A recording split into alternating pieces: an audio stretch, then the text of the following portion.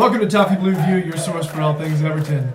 My name is Gerry, and I'm from North Carolina. His name is Edward, and he's from Southport. Yay! Woo! So, this international break thing is awful. It's like Lent. I don't mind doing Lent, in all honesty. I'm not a fan. You know, I watch England play, and I watch the US play, and I watch a few other whatever's on. But How are the US doing? we play tomorrow, and if we win or tie that, we're in. Oh, cool. Who's it against? We're playing Trinidad and Tobago. Okay. And, I mean, if you look at the table, they're technically in last place. But we're playing in Trinidad, you know? We're playing away. And apparently they're just a tough team to play at home. So let's get going with the news. I do that now. Since this is the international break, you have all these international games, and England managed to take care of their business this past week and qualified for the World Cup. Yeah, you know. Keane The way we did it, though, wasn't great. Yeah, I mean, it wasn't pretty, but I mean, you still qualified. We got it done. It still worked, you know. Keane played in both games, and he started against Lithuania. And Pickford was, Pickford was nearly got an own goal, which was a bit. but it didn't. It didn't happen, you know. No, apparently a good save by Butland. So England number one's okay for now. It seems like it. Yeah. Who would you rather start, Hart, Butland, or Pickford? Right now, I would say Butland. Yeah. Because of, Same. I think Hart's had a few, you know, not so great games, and I think Butland has more experience than Pickford. You know, Pickford eventually, because we know how good he is. But I think easing him into it is a good idea. I think he'll probably. I think Butland's probably going to be the main guy now. Hopefully, I think Hart will probably still be in the squad and all that, but I think Butland's probably going to be, or what I'm hoping for, Butland be the main one, so the main goalkeeper, and then in sort of like the less important ones, we have Pickford in, like you say, to get the experience going, and then one day he'll be the number one. I hope that's the way it is. Yeah, I'm not sure if Southgate sees it that way. No, he's probably not going to do that. He'll start hard. You know? So, considering this England squad with this manager in this form, how far do England go in the World Cup? Oh, we won't get out of the qualifiers. I mean, out of the group stage. You think? Yeah. I'm not confident. Not confident at all. But it depends. If he goes and plays the right squad, we could make it to the groups. Knockout stage, whatever it's called. We could make it to that, but knowing England, we're just going to play all the wrong players. We're going to play Hart. We're going to play... nothing against Hart, but he's not what he used to be. We're going to play Henderson. Obviously, Henderson should be nowhere near England at the minute. I don't know. If we play the right squad, we play the ones that are in form, we play the ones that are good, then I can see us going to the knockout rounds. But no, I do think we probably won't get past knowing England. I am going to be more positive. Perhaps that's because I'm not as jaded of an England supporter, you know what I mean? Like I have a little bit more faith. I'm going to say they are going to get out of the first round, and I think they will make it to the final 8 quarterfinals. I thought you were going to say the final. That's a bit hopeful. I think it's a realistic spot is quarterfinals, because even when England don't play their most talented team, they're still more talented than most of the other nations. You know, another international match between Ireland and Wales happens today. Oh, yeah. Ashley Williams against what would have been Seamus Coleman if it weren't for that awful injury that he suffered against Wales. Yeah. All right? So, now this is just for some perspective because, you know, me American, all right?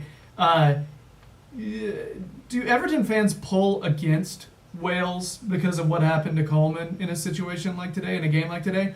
Or do they just see it as that's just football, bad things happen? I mean, You know? the way I see it, I don't have anything against the Welsh team. I think the Welsh team are really good, and I have a lot of respect for them, especially with the likes of the Euros when they got really, really far. But, and I still think they're a very strong team, even without their talisman, Gareth Bale. The only person I really do have a massive grudge against is Neil Taylor, who broke Coleman's leg. That's really the only grudge I've got against, because the ref got it right. He was a straight red card, but what Neil Taylor did, was just completely wrong. That shouldn't be allowed in football, and he got banned for it. Mm-hmm. Yeah, I'm in one of those weird situations. Usually when I watch an international match like this, I just want to see a good game. I just want to see teams playing well. I want to see solid defense and a couple of goals. I just want to see competitive match, you know? So yeah, I'm not completely sure what I'm going to be thinking when I watch that today. So more rumors, because international breaks mean rumors. Lots of them. Because they want our clicks. They want our business. Clickbait. So the next three things may be total lies, just to get us talking about it, just to get us clicking. But you know what? It's conversation. Rumors are afoot that Koeman has till November, the rest of October, to save his job.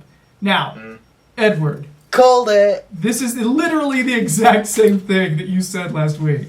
So, since you are our new ITK god, what can you tell us? Self-proclaimed, may I add. What can you tell us about the future? I personally think that with this whole story,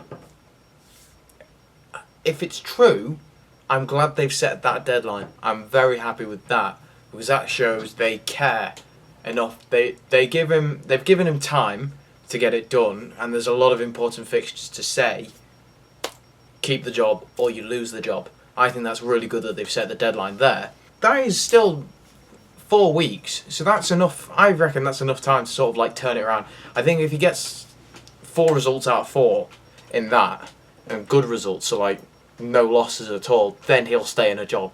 If not, then that's going to be when he goes. But we don't know. We don't know if it's actually true or not. Like you say, it could all be lies. Well, I mean, you know me. I hesitate to have a deadline per se. I just because I don't know. I want to see improvement of form. Period. I want to watch us play, and I want to see some life. I want to see some penetration. I want to see some shots on goal. We've just put forth a lot of lifeless performances. I want to see more of like the first 20 minutes against Burnley. If we don't win all 4 games, okay? If we don't win all 4, let's say we lose 1, win 2, and draw 1, okay?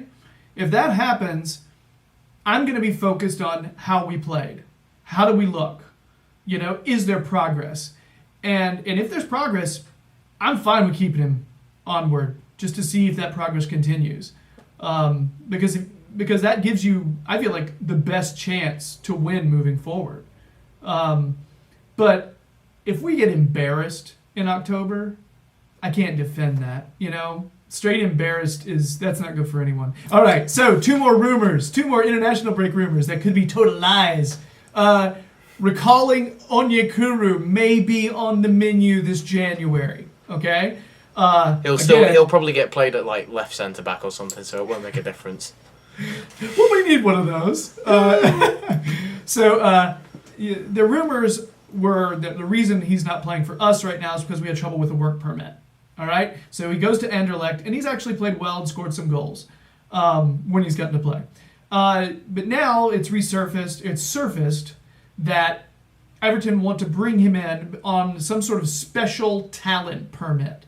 Now, I know nothing about work permits and all that nonsense. But I think you've got to have served, I think it's a certain amount of caps for your country, or something like that, to be able to be allowed to sort of travel in Europe. I think something like that, or even be old enough.